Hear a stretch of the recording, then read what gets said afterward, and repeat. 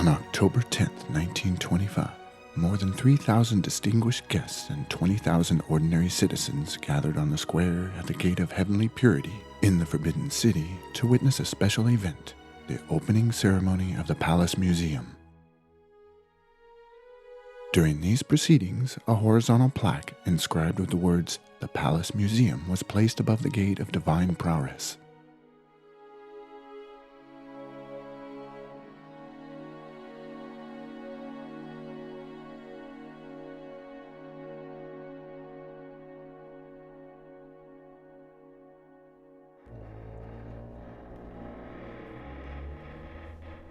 The name change from Forbidden City to Palace Museum meant that from this day on, it would no longer be an imperial palace, a palace that had been forbidden to everyday people for several hundred years.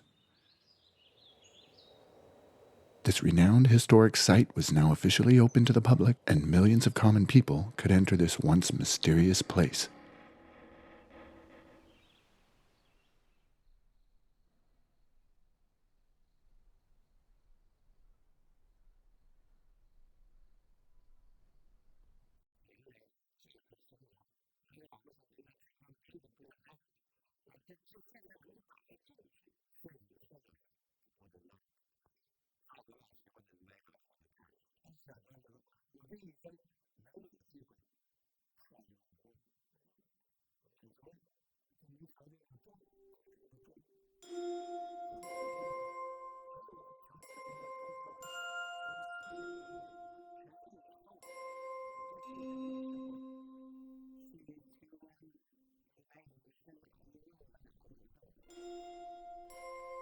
Most people visit the Palace Museum out of curiosity with regard to the life of the imperial family, but some citizens come especially to see the imperial collection of paintings and works of calligraphy.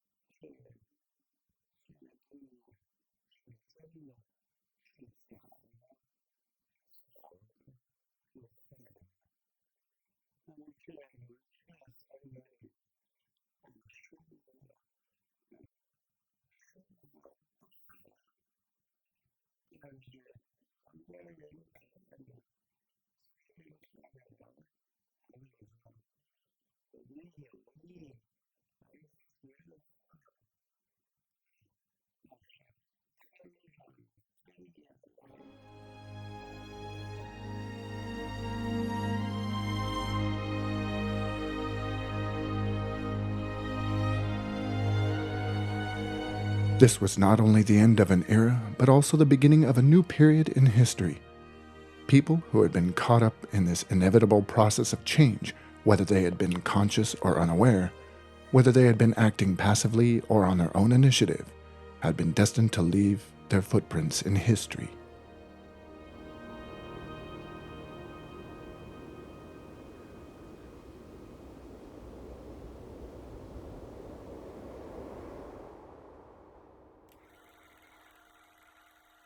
This, the oldest film footage of the Forbidden City, was taken in 1903 by one Clinton Simmons. 5 years after this footage was filmed, Aishinjuo Lo Puyi ascended the throne, but just 3 years later, the revolution of 1911, led by Dr. Sun Yat-sen, broke out. On January 6, 1912, Puyi saw Empress Dowager Long Yu weeping in the Hall of Mental Cultivation, and an old minister kneeling before her, weeping as well. Puyi could not know that the old minister was Yuan Shikai, who would soon declare himself emperor, but remained on the throne for only a few days. Puyi asked Empress Dowager Long Yu to let him abdicate, and just a month later the Empress Dowager issued the imperial edict of abdication. Puyi had ascended the throne at the age of 6, but remained emperor for only 3 years.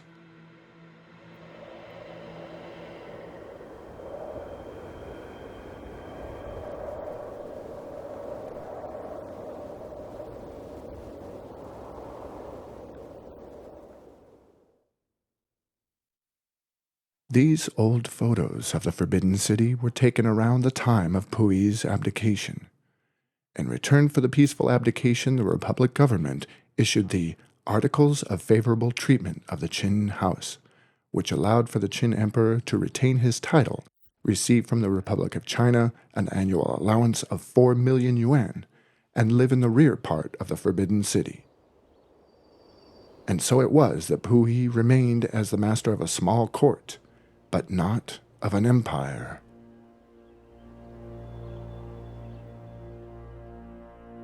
This is the original imperial edict of abdication. It was issued by Empress Dowager Long Yu to the ministers.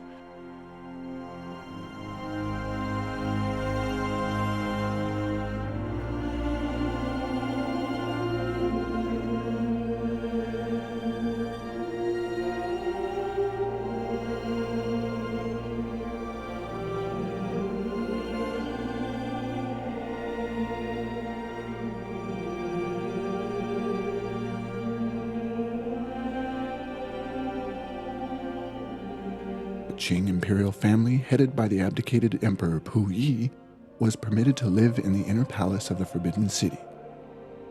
The palace was divided, as it always had been, by the Gate of Heavenly Purity into two parts. But now the south part belonged to the government of the Republic of China, while the north part was for the abdicated imperial family. This was a unique situation in the Forbidden City's history of several hundred years, and a strange phenomena in Beijing. There was now a small state within a large country.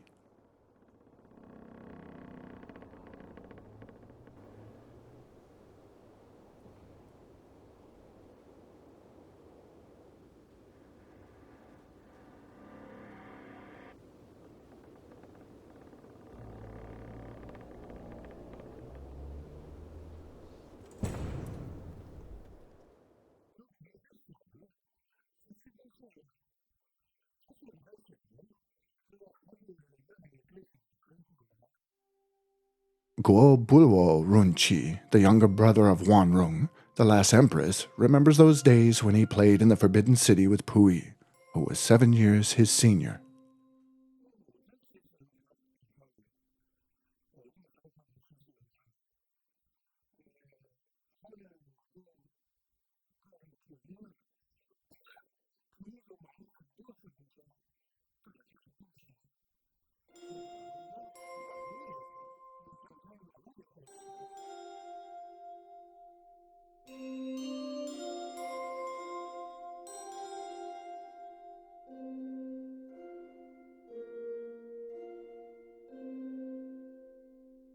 This threshold was removed so that Puyi could ride through the gates.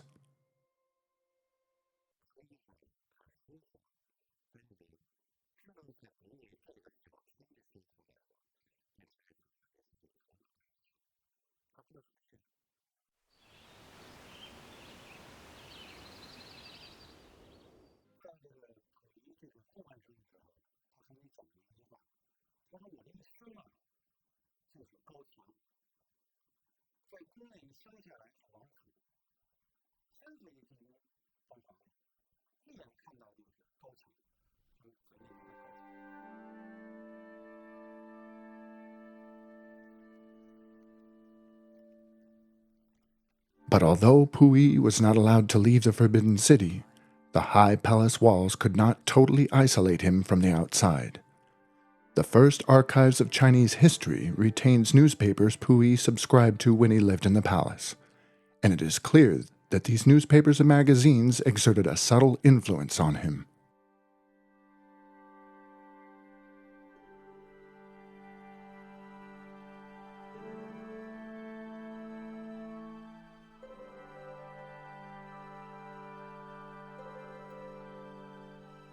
Influenced by his English teacher, Sir Reginald Fleming Johnston, Puyi adopted elements of Western lifestyle. In his autobiography, The First Half of My Life, Puyi wrote, "After my English teacher, Sir Reginald Fleming Johnston, entered the palace, I became the most troublesome emperor for all. I had my plate cut, because Sir Reginald said that the plate of a Chinese was like a pigtail. The empress and concubines and ministers were in deep sorrow. My teachers tried to talk me out of getting a telephone installed. They said, but if a telephone was installed, anybody would be able to talk to the emperor, and this was against the rights. I got the telephone anyway.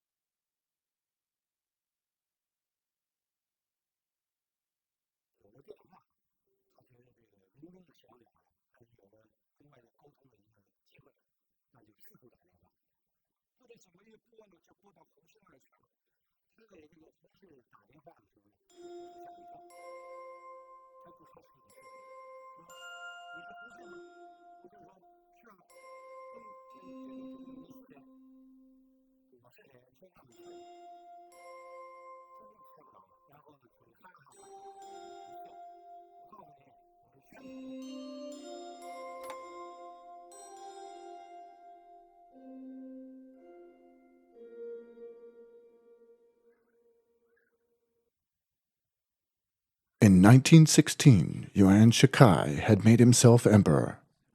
He had ordered the Manchu scripts on the horizontal boards of the three great halls in front of the palace cut down.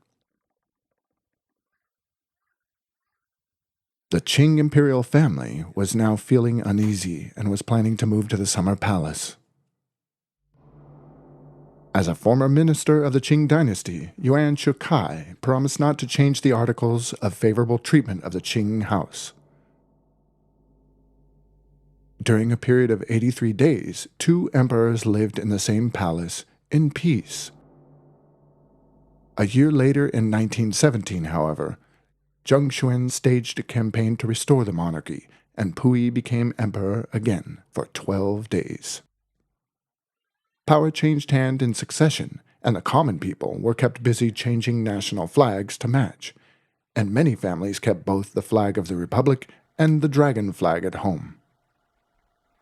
At the same time, concepts relating to democracy and science were being accepted by more and more people.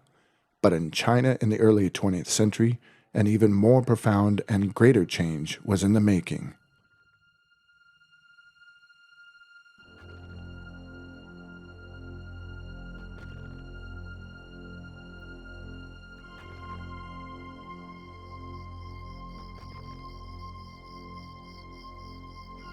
Any trouble outside the palace naturally disturbed the life of Puyi.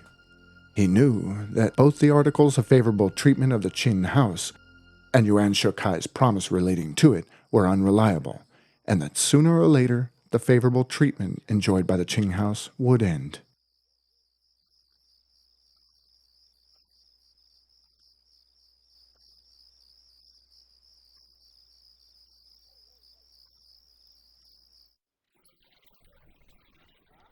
In order to provide himself with some options for his life after he inevitably left the palace, Puyi asked his younger brother, Pu Zhe, to secretly take some of the palace valuables out of the palace. Everyone inside the palace was planning for his or her own life in the future. Sir Reginald Johnston, Puyi's English teacher, had told Puyi that many new antique shops had opened in Yandashire Street near Tiananmen City Gate, and as it happened, the owners of these antique shops were all palace eunuchs.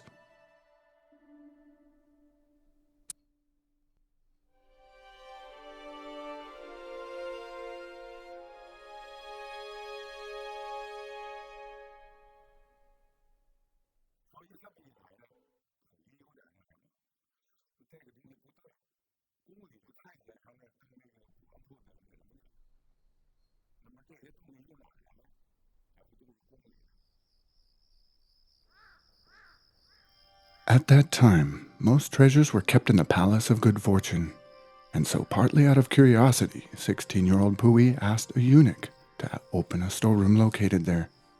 The room was filled with large boxes piled all the way up to the ceiling. When he opened one of the boxes, he found it to be full of paintings, calligraphic works, and jade objects. They were all part of Emperor Qianlong's favorite treasures. In the first half of my life, Puyi described the situation in the Forbidden City as follows.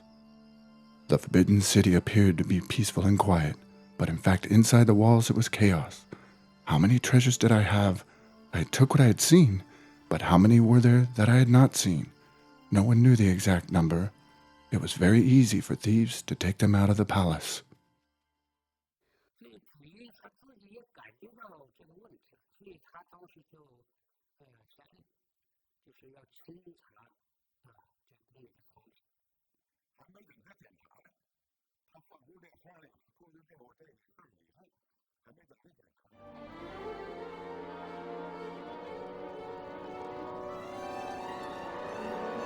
The fire was first spotted by the firefighters in the Italian legation. But when the fire truck arrived at the gate of the Forbidden City, the gatekeeper had no idea of what was going on. The Palace of Good Fortune had been burned to the ground, and to this day, no one knows just how many treasures were destroyed in the fire.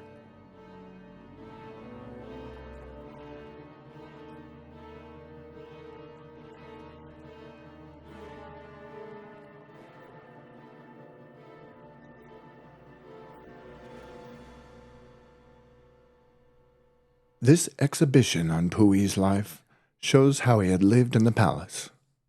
The abdicated imperial family stayed in the Forbidden City for 13 years from 1912 to 1924. The Articles of Favorable Treatment of the Qing House stipulated that the imperial family were to move out of the Forbidden City at some later date, but this had not been enforced by the presidents of the Republic of China. History was to give General Feng Yuxiang this historic opportunity.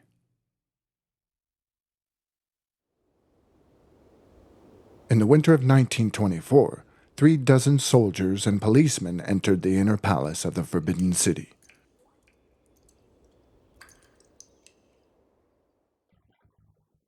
They were headed by Lu Zhongli, commander-in-chief of Beijing Garrison, Zhang Bi, director of the police department, and Li Yuying, representative of the citizens. They showed Xiaoying, supervisor of the imperial house, the revised articles of favorable treatment of the Qing house and ordered the abdicated emperor to move out of the palace immediately.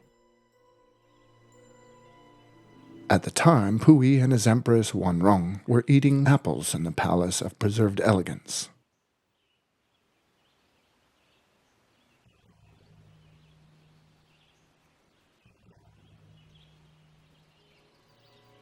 The sudden and unexpected demand threw them into panic.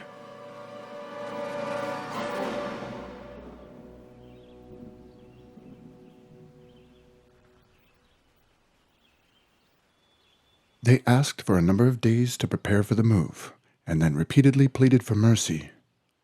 But Lu Zhongling responded by threatening to bombard them with cannon fire from the top of Jingxian Hill if they refused to move out. Puyi had no choice but to leave in a hurry. And so the imperial family bid farewell to the Forbidden City forever.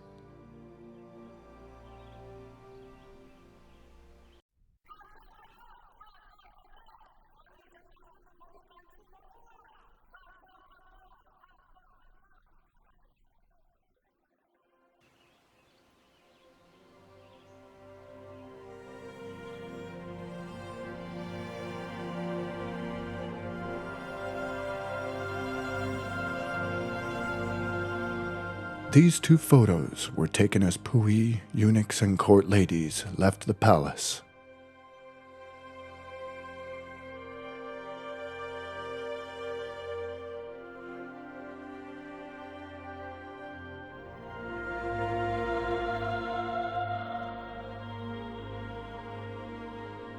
The next day, Lu Zhongling and Li Yuying came to the Hall of Union and Peace to check on the imperial seals, the symbols of imperial power.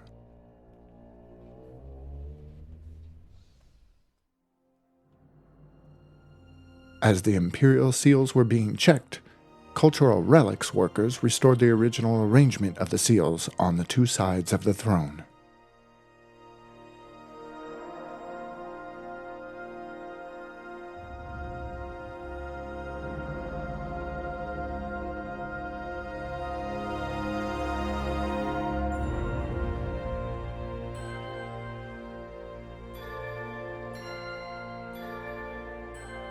According to the list, there should have been 23 imperial jade seals, and today they have been well preserved and are kept in the Palace Museum.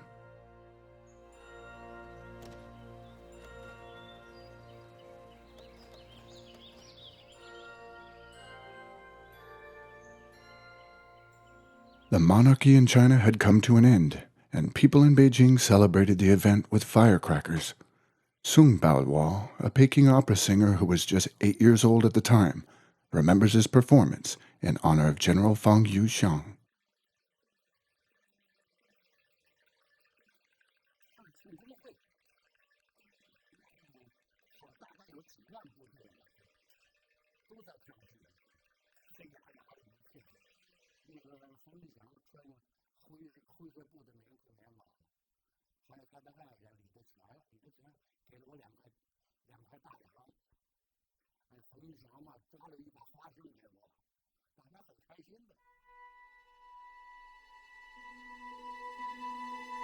No one knew what it was like inside the palace. But on November the 20th, 1924, the Commission for the Custody of Qing House Property was established. Its chairman was Li Yuying, the son of Li Hongzhao, had been a key minister in the late Qing dynasty. Some very well-known people became members of the commission, including Cai Yuanpei, Chen Yuan, Shen Jianxie, Yu Zhongling, Zhong Bi, and Yu Tonghui, and together they shared the commission's responsibility of sorting out the imperial treasures and dealing with related matters. All Chinese rulers had engaged in the tradition of collecting cultural relics to a greater or lesser extent, and whenever a new dynasty was established, it would take over all the collections of the previous dynasty.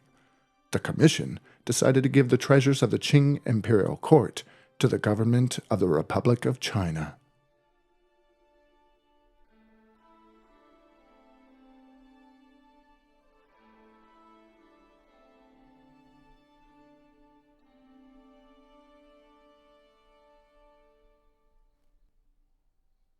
Wu Ying, who was 33 years old when Puyi was dispelled from the Forbidden City, was the department chief of police of the northern government and was in charge of supervising the abdicated Emperor Puyi and his family.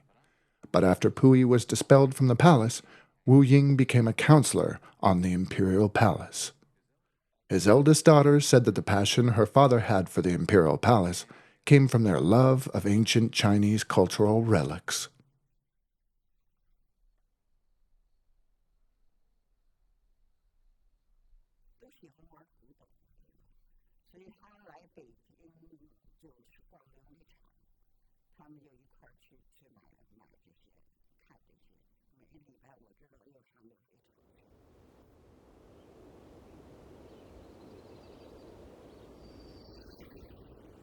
Just as the Commission for the Custody of the Qing House property was to make an inventory of treasures, the situation changed yet again.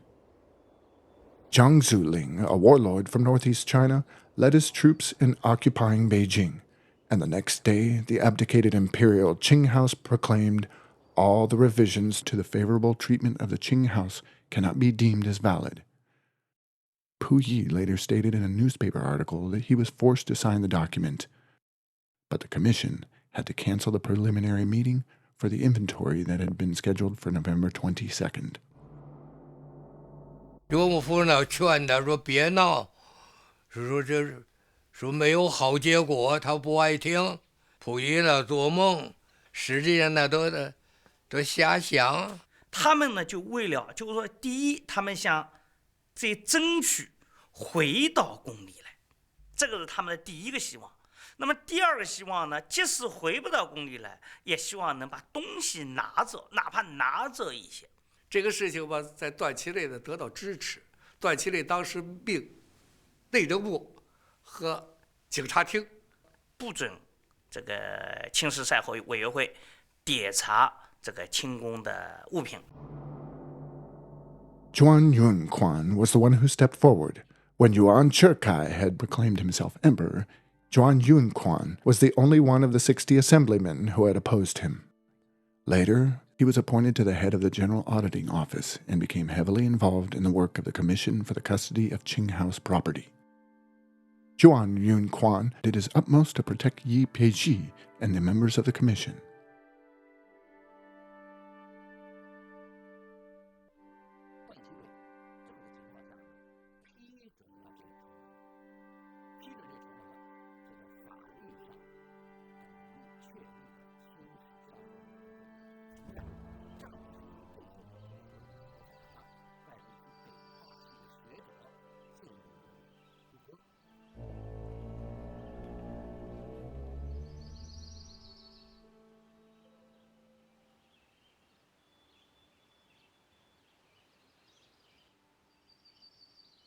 On November 24th, 1924, Li Yuying, along with members of the commission, began making an inventory of the treasures of the Qing court.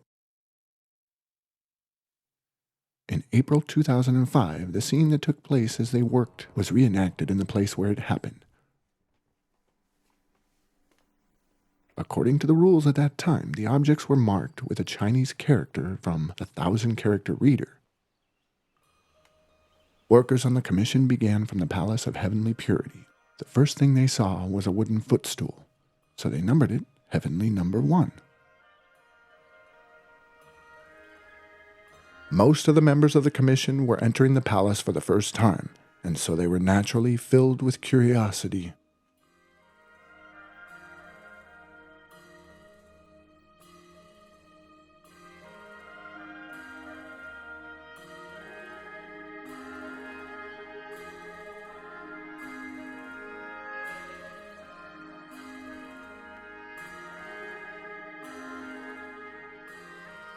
The making of the inventory was recorded on film. Among those engaged in this work was a 19-year-old history student from Peking University by the name of Shan Yuan, who 32 years later became the Palace Museum's vice curator.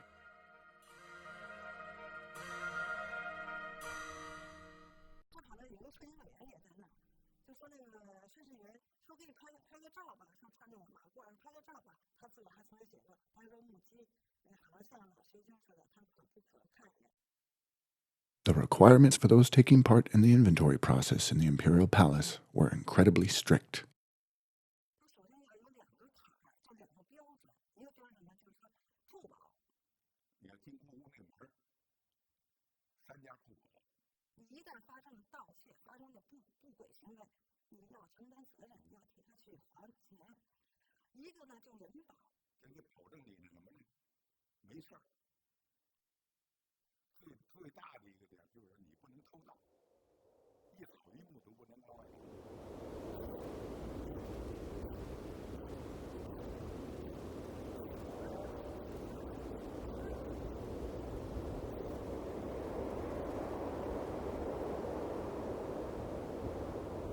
When the work was in progress, all those attending were to stay together.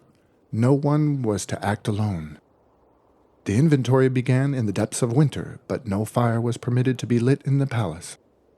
In order to prevent any stealing, the cuffs of everyone's sleeves were tied with ropes, but this meant that their hands were constantly exposed to the winter wind, and sometimes they had to stand working for 3 or 4 hours at a time. It was so cold that the ink in the point of the brush pen often froze. Yet despite these less than ideal conditions, the work was carried out in a somber and orderly manner.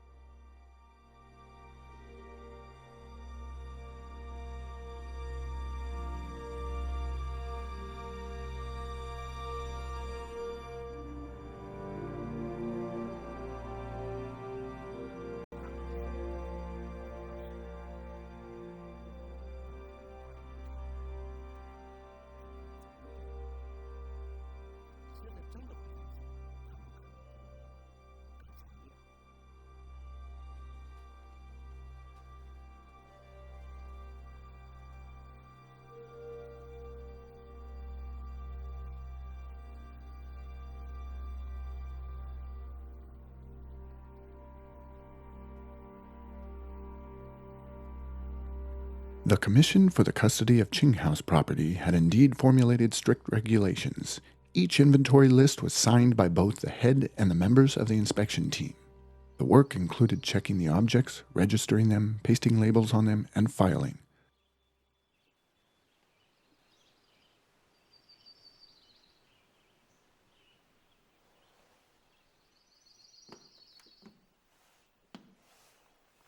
After work in one location was completed, the site was then sealed and locked.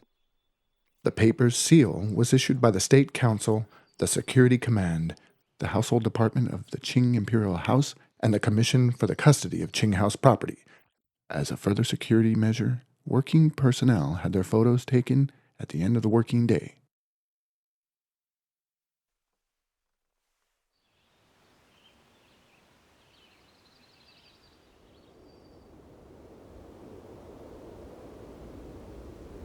The preliminary inventory showed that there were more than 1.7 million cultural relics in the Qing court.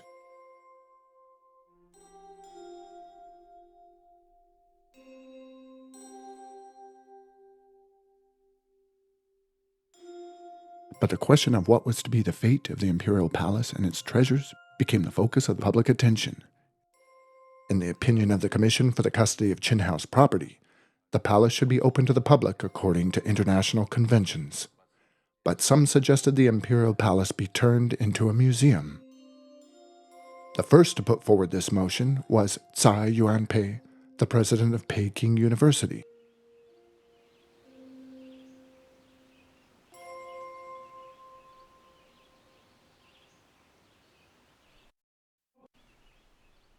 On July 31, 1925, the Commission for the Custody of Qing House Property found a number of documents written by Jin Young and Kan Youwei proposing the restoration of Puyi to the throne. These documents further convinced people that it had been right to dispel Puyi from the palace. After his departure from the palace, Puyi had first moved to the residence of a prince, but 20 days later he had sought asylum in the Japanese legation. The year after that, he had gone to the Japanese foreign settlement in Tianjin to continue his effort to restore imperial rule. Given the tense situation at the time, the Commission for the Custody of Qing House Property felt that the Palace Museum should be established as soon as possible.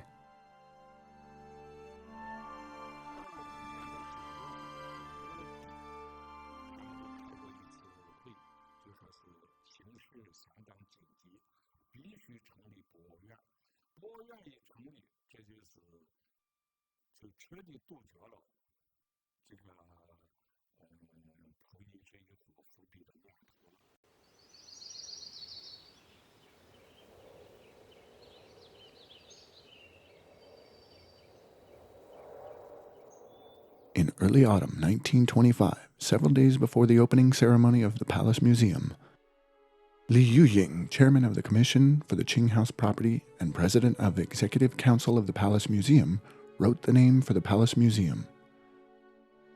On October 10, 1925, the Palace Museum was officially established.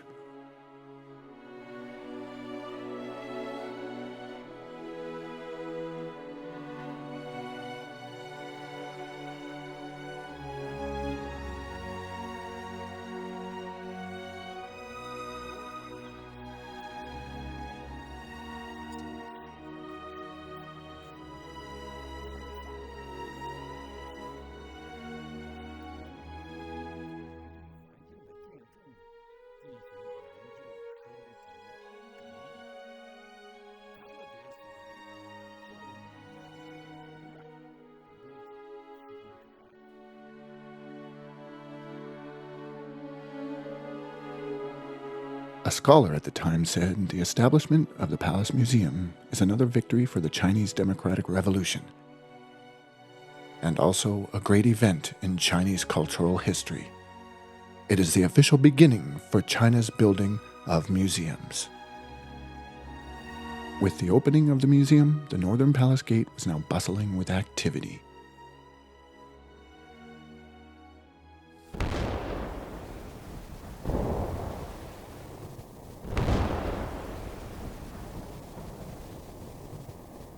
During the 12 years after Yuan Shikai's death, 5 presidents, a state chief executive, and a generalissimo came to power one after another, and all were attracted by the imperial palace.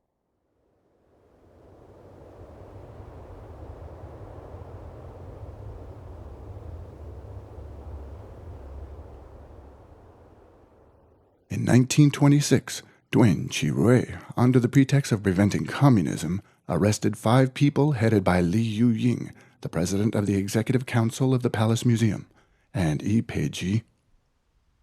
But the real reason was that their viewpoints regarding the imperial palace were very different to that of the government headed by Duen Qirui. The Palace Museum had lost its leaders, and the Commission for the Custody of Qing House property was forced to dissolve.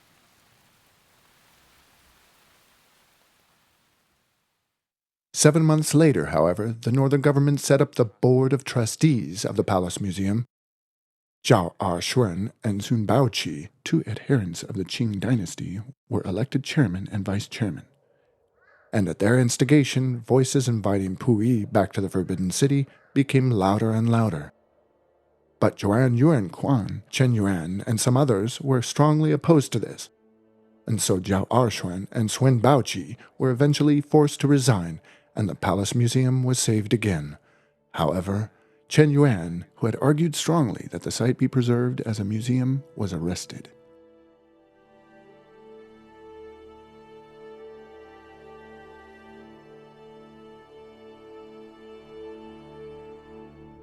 Chen Yuan, a well-known educator at this time, was the president of Furen University. Qi Gong, one of the students, appraises him in this way.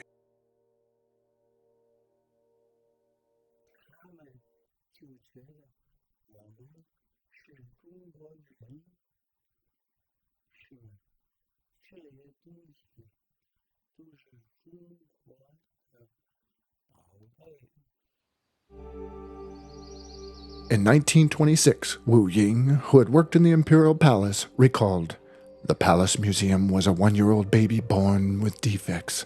Many people tried to grab it, and it was dogged with misfortunes. We were the servants taking care of this baby. We did our utmost to carry out our duties. In order not to be at the mercy of the northern government, we refused to seek loans from the government.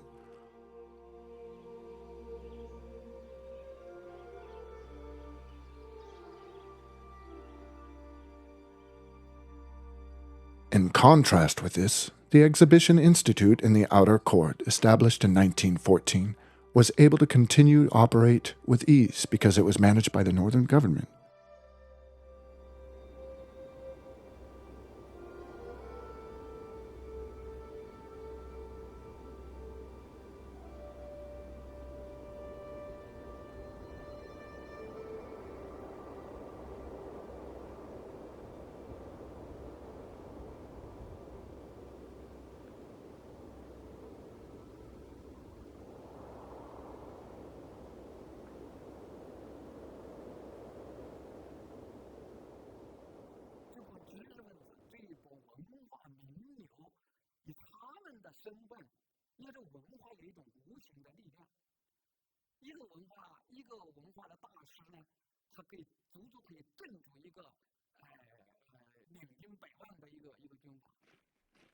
year later, warlord Zhang Zuolin ordered an investigation of the Palace Museum under the pretext of checking the cultural relics.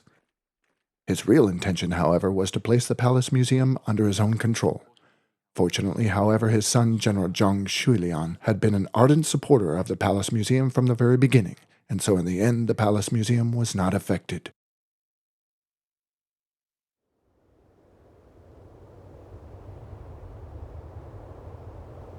In 1928, a unified national government was founded in China, and in June of that year, Yi Peiji, who had been forced into exile by the northern government, was appointed the first curator of the Palace Museum by the Nanjing national government.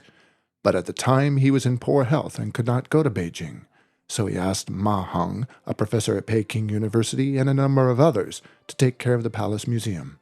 Ma Heng set up the Executive Council of the Palace Museum and initiated the appraisal of its cultural relics. The Palace Museum was now entering its first stage of stable development.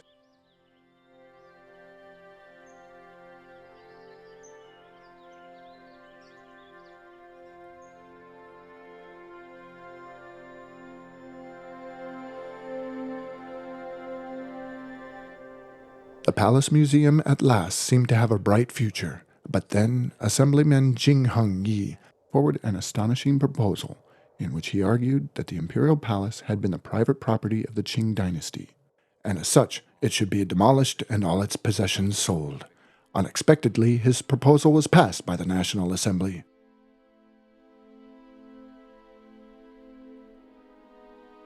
When Cao Kun had been in power several years earlier, someone had suggested that the 3 big halls in the front palace of the Forbidden City be dismantled, and that a Western-style National Assembly building be built in its place.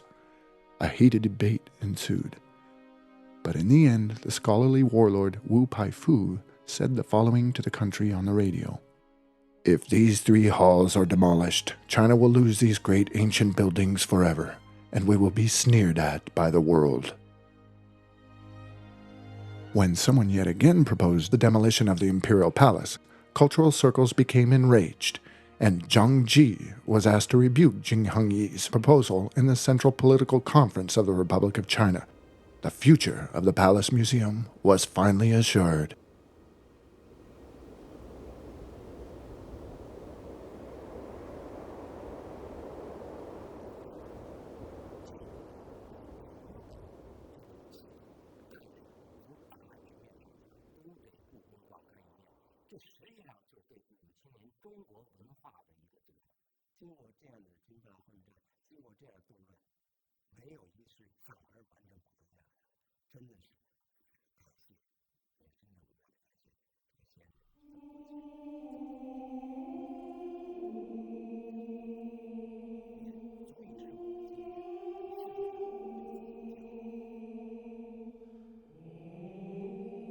We should remember the names of those whose contribution to the Palace Museum was so great: Li Yuying, Yi Peiji, Zhen Yuan, Ma Heng, Zhuan Yunquan, Lu Zhongling, Wu Jingheng, Shen Jianshi, Wu Ying, Zai Yuanpei, and Yu Tonghui are some of them.